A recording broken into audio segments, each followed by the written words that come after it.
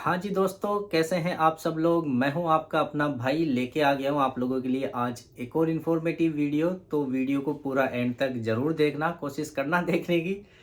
तो आज के इस वीडियो में बेसिकली हम लोग डिस्कस करेंगे कि हम यूके आने के बाद में कितने टाइम बाद में हम एक्स्ट्रा काम है या ओवर टाइम है या जो एक्स्ट्रा शिफ्ट है वो हम कर सकते हैं। क्योंकि देखो, यहाँ पे सारा खेल है ना, वो एक्स्ट्रा काम का ही है। अगर आप मान लो कि हम हमारी जो बेसिक हमारी मंथली सैलरी है उसमें अच्छी सेविंग कर सकेंगे, तो ये पॉसिबल नहीं होता है। तो इसीलिए आपको एक्स्ट्रा काम करना ही होता है यहाँ पे। तो इसीलिए ये आपको जानना भी ज़रूरी है कि हम कितने टाइम बाद में एक्स्ट्रा काम कर सकते हैं और कितना एक्स्ट्रा काम कर सकते हैं, है ना। ये दोनों चीज़ें आज के वीडियो में मैं आपको बताऊँगा। तो चलो वीडियो स्टार्ट करते हैं। तो सबसे पहले मैं आपको बताऊँ, सपोज करो 1 तारीख को आप यूके में आते हो। फिर आपका ट्रस्ट है वो आपको बताता है कि आपकी 1 महीने बाद में या 15 दिन बाद में या 2 महीने बाद में आपकी ओस्के की एग्ज़ाम है। तो अब ये एग्ज़ाम भी डिपेंड करता है कि आप कौन से ट्रस्ट में हो, वहाँ पे ओस्के के लिए कितने स्लॉट अवेलेबल हैं। ये सब चीज़ें उन पे डिपेंड करेगी। तो मीनवाइल क्या होता है कि आपकी ओस्के की जो है आपकी ओस्के की क्लासेस लगती है। अब अब मान लो किसी किसी में 2 महीने का अगर एग्ज़ाम का टाइम हो, तो क्या उनकी 2 महीने क्लासें लगती है? ऐसा नहीं होता है, क्योंकि इतना तो मटेरियल ही नहीं है ओस्के के अंदर। तो वो हद मार के 3 to 4 वीक्स आपकी ओस्के की क्लासेज होती है। उसके बाद में क्या करते हैं, तो अब उस टाइम में हम क्या करेंगे? तो ऐसा तो है नहीं कि अब आपकी 1 महीने बाद एग्ज़ाम है, वो आपको बोलेंगे कि आप लोग घर पे रेस्ट करो, आपने पूरा प्रैक्टिस तो कर ही लिया है। क्योंकि आपको सैलरी दे रहे हैं मंथली, तो काम भी कराएंगे भैया। तो गोरे इतने शाणे नहीं है। तो फिर आपको क्या करते हैं कि अब आपको हॉस्पिटल भेजते हैं। आपको अपने एक्सपीरियंस के अकॉर्डिंग आपको एरिया मिलता है, आपको वार्ड मिलता है। वहाँ पे आप एज ए बैंड 4 काम करते हो। क्योंकि आपके पास पिन नंबर नहीं है, तो आप बैंड 5 तो हो नहीं अभी। तो बैंड 4 का मतलब क्या है? बैंड 4 का मतलब है हेल्थ केयर असिस्टेंट का आप काम करोगे वहाँ पे। तक आपका उसकी एग्ज़ाम नहीं हो जाता है जब तक आपके पास में अपने पिन नंबर नहीं आते हैं। सपोज करो आपका उसकी एग्ज़ाम हो गया। अब आपको पिन नंबर के लिए भी वेट करना पड़ता है। ये भी डिपेंड करता है, कहीं कहीं पे 1 वीक में आ जाता है, कहीं 4 वीक भी लगते हैं, उससे ज़्यादा भी लगते हैं। ये डिपेंड करता है कि कितने बच्चों ने एग्ज़ाम दिया है, कितने बिजी वो है आपका सेंटर। और कहीं कहीं पे किसी किसी बच्चे के डॉक्यूमेंट में भी कोई ना कोई कमी आ जाती है, तो उसमें भी टाइम लग जाता है। तो मान के चलो 1 महीने बाद में आपके पिन नंबर आ गए।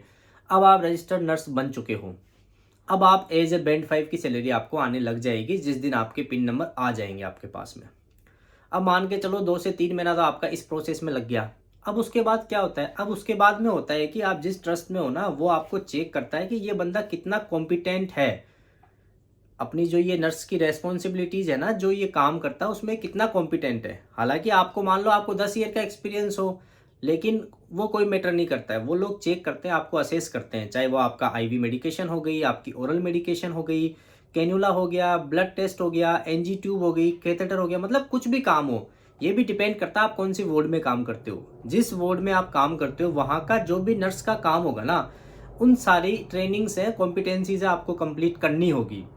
ये डिपेंड करेगा hospital to hospital, trust to trust, ward to ward की कितना टाइम उसमें लगता है। कहीं कहीं पे हो सकता है 6 महीने लग जाए, कहीं कहीं पे 2 महीने में भी हो जाता है, कहीं पे साल भर भी लग जाता है। तो इसमें जितना आपको टाइम लगेगा ना, क्योंकि जब तक आप अपनी कॉम्पिटेंसीज पूरी नहीं करोगे ना, तब तक ये आपको एक्स्ट्रा काम या ओवर टाइम है वो करने नहीं देते हैं। तो ये कॉम्पिटेंसीज़ का भी मैं आपको एक चीज़ और बोलूँगा, ये डिपेंड करेगा आप कौन से वार्ड में काम करते हो, कितना बिजी आपका वार्ड है, कितना बड़ा आपका हॉस्पिटल है। क्योंकि देखो, जितना बड़ा वार्ड होगा, जितना बड़ा हॉस्पिटल होगा, आपके पास में अलग अलग टाइप के पेशेंट आएंगे, आपका वार्ड कितना बिजी है, किस तरह का काम है, उतना जल्दी आप अपनी ये कॉम्पिटेंसीज है पूरी कर सकोगे। इनका ये मानना है कि जब तक आप कॉम्पिटेंट नहीं होते इन चीज़ों के लेके, जिस दिन आपकी ये कॉम्पिटेंसीज कंप्लीट हो जाएगी, स्पेशली आईवी मेडिकेशन है ना, वो सबसे इंपॉर्टेंट होती है।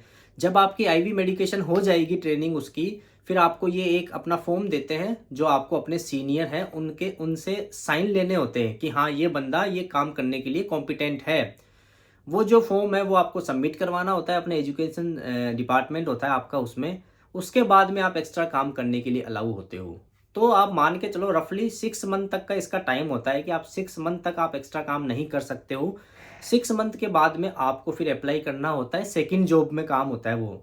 20 आवर्स होते हैं, वो आप कर सकते हो। 37.5 तो आपका प्राइमरी जॉब है जो आप कर रहे हो यहाँ पे, वो आपकी सेकंड जॉब में काउंट होती है 20 आवर्स।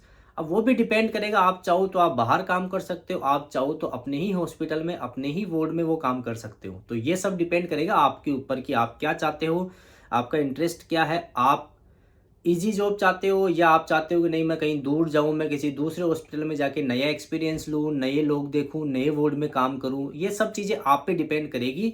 वो जो 20 आवर्स हैं वो आप पे डिपेंड होते हैं। आप जहाँ चाहो, आप जिस हॉस्पिटल में चाहो आप वहाँ काम कर सकते हो।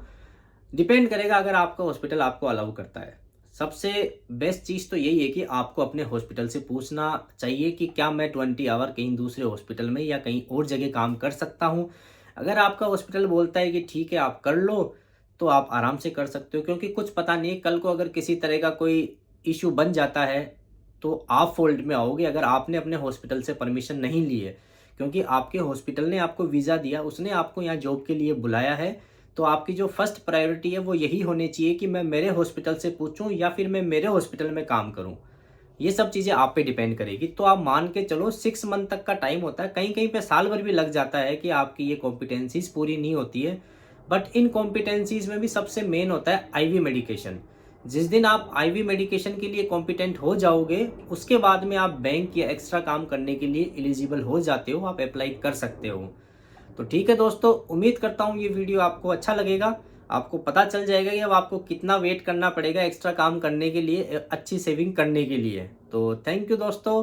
वीडियो को लाइक करना, अच्छा लगे तो चैनल को सब्सक्राइब करना और अपने दोस्तों के साथ में शेयर करना। मिलते हैं अपने एक और नए वीडियो के साथ में next time. Thank you so much.